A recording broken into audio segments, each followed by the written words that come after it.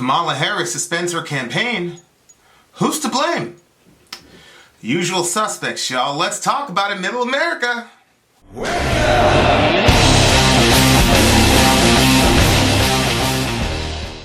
Well, there I was, getting the day started, and one of my good friend of the channel, Alex, sent me a text that said, Kamala is suspending her campaign. I then went over to CNN to engage in some schadenfreude, and surely enough, Ms. Harris had done so. Now, I was not a fan of Kamala Harris. Looking at her record, the horrible things that she did to people, innocent people in jail, keep extending their sentences for free labor, check out the 13th Amendment, almost killing an innocent man. Red and yellow, black and white, Kamala Harris has been a terrorist over there where she has served. And so Kamala did not connect with black voters. Kamala was not able to connect very well with women. She had a giant bump in her January 20th sort of inaugural speech to kick off her campaign, and then she had another significant bump after the takedown of Joe Biden. I didn't really take Kamala Harris as a serious candidate at all in any way, shape, or form until, wouldn't you know it, the media kind of propped her up as next in line. And out of nowhere, she became this giant media darling. So here's MSNBC, and there's a discussion with the Reverend Al Sharpton. And they're talking about what factors led to Kamala Harris's political demise. Let's watch together, shall we? What happened? What happened? Well, I just had to stop there. I had to break up the tape there because if you will recall, when Hillary Rodham Clinton lost miserably to Mr. Trump, she was so shell-shocked that she couldn't even come out and concede defeat. And then she proceeded to write a book entitled What Happened, wherein she proceeded to take zero responsibility for her epic failure as a candidate. And then proceeded to blame everybody from the media to James Comey to the Russians, the fill in the blank. So when I hear what happened, whenever you hear a person on the left ask the question, what happened, please understand, they don't really mean to ask that question genuinely. It's a setup so that you can blame other people for your colossal failures. Let's see if I'm proven right. Well, first of all, I think she ran a great race. I think she's a great candidate, and I think that you can't say she ran a great race. Well, I mean, you could say I can, and I did say it. She okay. ran a great race, and if I'll she say ran a great race, she wouldn't be in this position. She ran a great race, but she's dealing in an environment where you have, for the first time, these kinds of rules that are different. I ran in 04, you didn't have these rules. When you have people like Tom Steyer... What rules? What rules, Rev? A certain amount of money, a certain amount of polling. Debates? To be in the debates. And when you have a Steyer, who is fine, who's raised great issues, but who has never, this woman is a U.S. Senator, was Attorney General of the state, and was a district attorney. Steyer could come in and buy commercials and up his polling. And I think that the real problem the Democrats are going to have is the next debate. So here's the first one, the rules. The rules are that Steyer, he's a billionaire, so he's able to buy time on the air. Hello, Al Sharpton. Reverend. Hillary Rodham Clinton had literally twice the amount of dollars at her disposal than did Donald Trump. And she still got destroyed from an electoral college perspective. What a silly excuse. Do you know why she didn't have the money? Do you know why she raised, a total of $24 million in Bernie's, currently at 68? Do you know why? people did not like her. So they did not want to give money to her. Because forget polling. You know, I could talk about the polls and this and that, and we all know what happened in 2016 where all the polls were against Trump and then he blindsided everybody. You know what happens? Money talks. And I can tell who really has the heart of the people. Bernie Sanders has raised $68 million. Okay? Bernie Sanders, the guy who in 2016, my introduction to Bernie Sanders was the Killer Mike interview at the barbershop. Little Jewish white guy in a seat sitting across from Killer Mike. And as a black person, I was like, who's this fella? Then I began to research into Mr. Bernie Sanders. Found he got arrested during the civil rights movement for being on the right side of history, which is more than I could say for certain individuals like Joe Biden. And this guy really appealed to me. And if you would have put Kamala Harris next to Bernie, I'd have voted for Bernie. And you know what? Bernie Sanders, a septuagenarian Jewish white guy, has way more support and popularity among black people than Kamala Harris does. So this idea that she lost, and you know, she said in her letter, I didn't want to read the letter. It's basically, she said, I'm not a billionaire, I don't have enough money. You don't have enough money, not because you're not a billionaire. You don't have enough money because you're not popular and unlikable. That's why you didn't generate the revenue. You have no black on that stage, and the Democratic Party cannot have a stage where black voters do not see themselves reflected. Wait a minute, let me finish my point. Where they don't see themselves reflected and expect we're going to come out and vote in big numbers. You must have black turnout, but we don't turn up in the debate. There's something that is wrong with that, and some of us are not going to be quiet. Oh, that's right. How many black candidates were there in the 2016 election? That's a genuine question. I don't remember there being any black candidates on the Democratic side in the 2006. Wait a second. Nope, they had Ben Carson. What? Oh, Ben Carson was a Republican? You mean the Republicans had a black guy? And the Democrats didn't have any black people up there last time. Is that what you're telling me? Correction. There were no black people on the stage in 2016, except on the Republican side. But tell me though. Tell me that the Democratic Party is the party of the black man.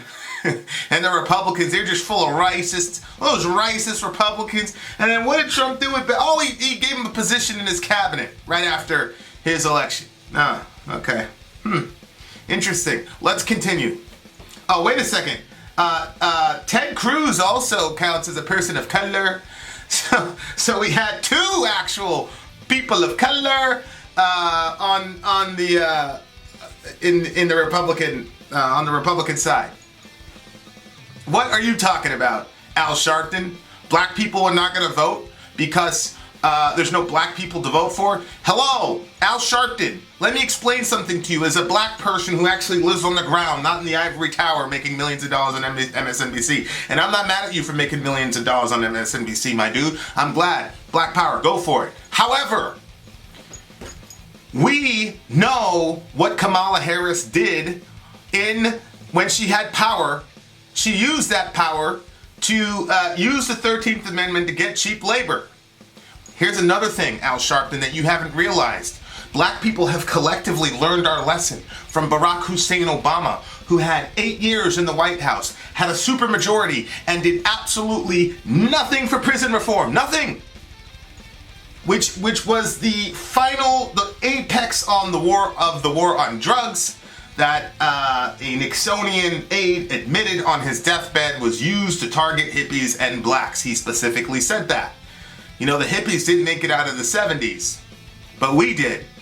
A war on drugs was specifically targeted to go after us And then Miss Kamala Harris was the lead in taking the baton from the war on drugs, from the Clinton crime bill, which was authored in part by Mr. Joe 330, I'm not a racist, poor kids can do just as well as white kids, Biden, Mr. Sharpton. And we learned that even if you have a black face, you don't necessarily have a black agenda. As a matter of fact, we figured out that if we do vote for the black guy, our chances of any sort of black agenda being advanced in the White House shrinks exponentially because they could just automatically rely on our votes. They could assume them. So, no, Mr. Sharpton, you're wrong. I don't believe a lot of black folk are going to care that Miss Kamala Harris and Mr. Cory Spartacus Booker are not on the debate stage because Miss Harris does not represent our interests. I hope you realize this. There is nobody that loves black people more than me, okay? I've got a Pan-African mother who raised me on Marcus Garvey and Malcolm X and the Honorable Prime Minister Louis Farrakhan. I love me some black people. But Mr. Sharpton, I have to beg to differ with you. I don't care who's in the White House as far as what color of skin they are. What I care about is their agenda and what they're actually going to do for us. And Mr. Bernie Sanders is head and shoulders. Has proven it, by the way. The last 40 years, he's proven it. And let me tell you something. If there was anything that Mr. Sanders has ever done, whether in word, deed, or piece of legislation that went against the black community, that would have come out in spades. This is a man who went to bat for us since the 60s. Now, I'm not making him a messiah figure. I'm simply saying the chances of him promoting anything relatively close to a black agenda are much higher with him than with Miss Kamala Harris. Please miss me with that, sir. It's the same thing you silly leftists on TV did to women in last term. All those white women. Oh, Hillary. Oh, Hillary. I mean, they're not going to not vote for Hillary. They're not going to. No. Them white women said, nah, fam. We've seen enough of you. You know, it's this constant, you know, the powers that be on the left and the right, this constant disrespect of people in this country, this paternalistic, condescending idea that if you see a black face, you're automatically going to vote for him. And if you see a woman, then the women automatically have to vote for him. No. We've all been in pretty desperate straits since 2008, Mr. Sharpton. Nobody cares about any of that metaphorical victory of having a woman in the White House or a black person in the White House. It's insulting. I am insulted. Stop it. You shouldn't be quiet, but why did Cory Booker and Kamala Harris, why were they rating so poorly with African-American voters? But you have to go into polling, you have to go into media. There's a lot of reasons that you can come in with that. We need to be sure. I worked for Sarah Palin. I carefully watched and covered the campaign of Hillary Clinton. I do think that women are still held to different standards as candidates. They have to have well-run campaigns. Never mind that Donald Trump didn't have a campaign. He literally flew around with hope ironing his pants. They have to be perfect on the stump, which I never saw her stumble. Joe Biden is beloved. I'm a fan. He's never perfect on the stump. I mean, I do think there is a gender piece here that we still suck at talking about. No, you're right, and I don't mean to cut you off. You're right. Women are held to. She told the guys to shut up, all right? We need to shut up now. I need to say this, though. You women are held to a different standard, and black women especially held to a different standard. I agree. And black women, though, by the way, voted for Trump in the lowest numbers. So they can say they told us so. Well, my big complaint with Kamala Harris's campaign was I didn't really understand what the message was, what was driving her. She came out of the gate and was so fantastic in that huge rally. It was so well executed and orchestrated. She looked like someone who was really going to have a top flight campaign. And then as the months went on, she never got that bump. She would have a moment like when she literally gutted Biden, but then she couldn't just take the moment and take the spoils. She had to engage in a very contentious national debate over busing, which really no one supports. Okay, and the rest of it is more of the same. Of course, they did not mention the real reason that Kamala Harris dropped out. You and I, dear listener, know the real reason Kamala Harris dropped out. It's because she got blitzed by Tulsi Gabbard and never recovered. Tulsi exposed the evil that this woman participated in. And I don't care if she's a woman of color. Don't you realize, dear listener, that during the transatlantic slave trade, there were a lot of Africans selling other Africans into slavery? Did you know that? It wasn't just white people strolling in there. And it wasn't like there was some big jihad for these Africans saying, no, you can't take our people. No, Africans sold other Africans in the transatlantic slave trade to white people and to Arabs. So that's Kamala Harris. Kamala Harris is in the long line. First of all, she's not even an African American in the sense of being an African American. I mean, she's got Indian descent, much love to India, but she's not African American. But that's neither here nor there. She's in a long line of people of color who have gone after their own people to curry favor with the establishment. It happened in the transatlantic slave trade. It happened in the dynamic between the House Negro and the Field Negro. And then in the modern day, you've got Kamala Harris, who shot up to stardom as a crack prosecutor. And the numbers tell us that the vast majority of people that she prosecuted in prison were black people. She laughed when she talked about destroying people's lives for weed and then talking about doing it herself. She laughed at locking up single mothers. She was talking about, well, we don't necessarily need to build more schools, yada, yada, yada. This woman has built her financial and political empire off the backs of black people, mostly, and white people who she indiscriminately sent to prison. So it's like the brother said earlier on this show, if she ran a good campaign, she'd still be in it. And this silliness, women are held to a different standard. Stop it.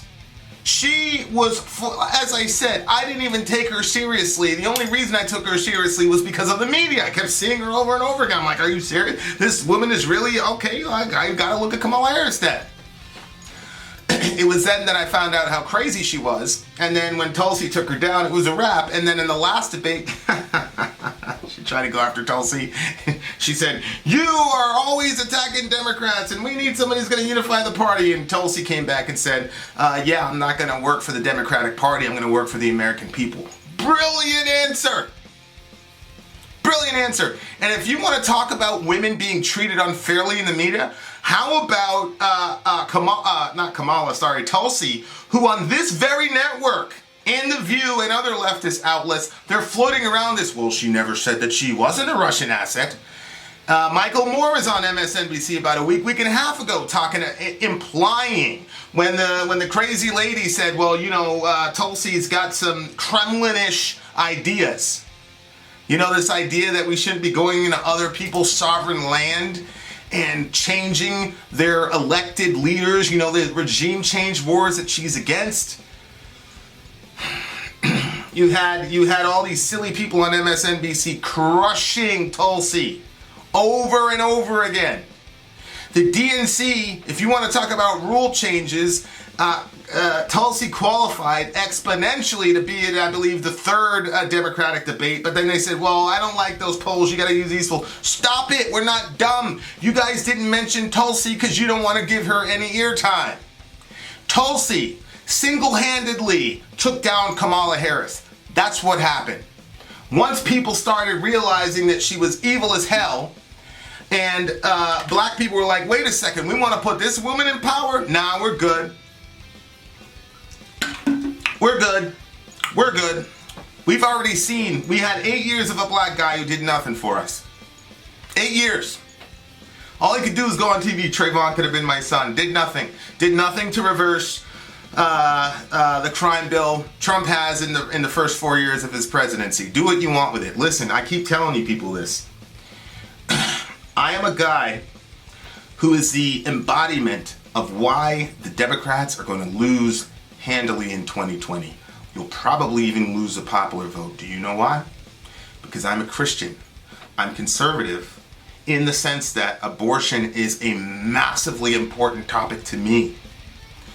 And for the first time, when I sat and watched, so my thought process wasn't, I'm going to vote for a Republican.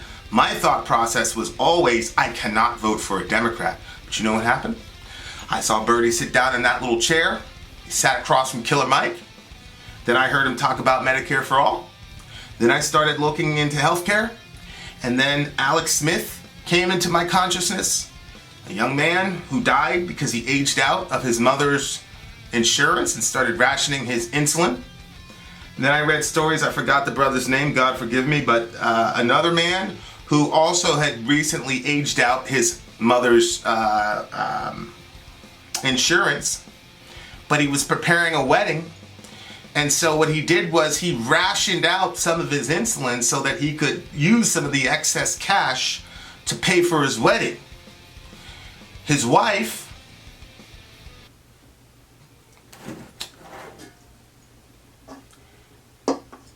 his fiance was trying to call him, and he was not picking up his phone, so she went over to his place of business, and he was dead a week before their marriage was supposed to take place.